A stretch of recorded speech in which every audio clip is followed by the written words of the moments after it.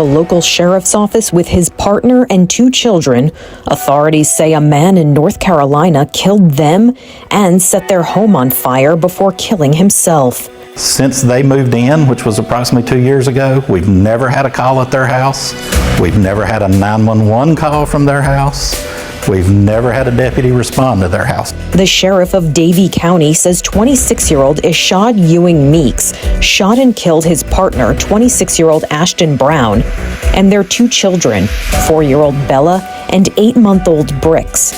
He says Ewing Meeks was also found dead of a gunshot wound with the gun still in his hand.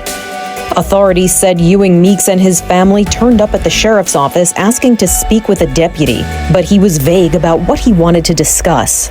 Surveillance video shows them leaving 4 minutes later.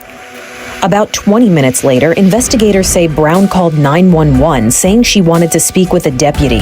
A deputy called her back 10 minutes later, and Brown said she had a safety concern. What do you need to speak with an officer about? I'm just needing to speak with them about a safety reason. Authorities say the call was disconnected. Just over an hour later, a passerby reported that the house where the family lived was on fire. And when firefighters put out the flames, they discovered the bodies. The sheriff says the investigation continues. A GoFundMe account has been set up seeking help paying for funeral expenses and has already exceeded its goal. Here is the report claiming why this man did this to his family. He advised with the officer that he thought somebody was following him, but he wasn't in danger. They weren't threatening him, said Hamilton. The officer attempted to get them to come back to the sheriff's office. They were driving around and they wouldn't tell the officers where they were. And at 1:06 p.m., the call started going to voicemail. About 45 minutes later, a witness told the investigators the couple was arguing outside their home. Minutes later, according to Hartman, a passerby noticed smoke coming from the home.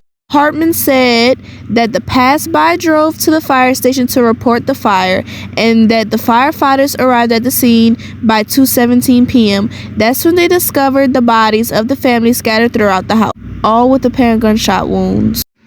All 4 victims are deceased from gunshot wounds. Hartman told reporters the fire was intentionally set. Mr. Meeks was deceased from a self-inflicted gunshot wound and found a gun that matches all of this actually still in Mr. Meeks' hand.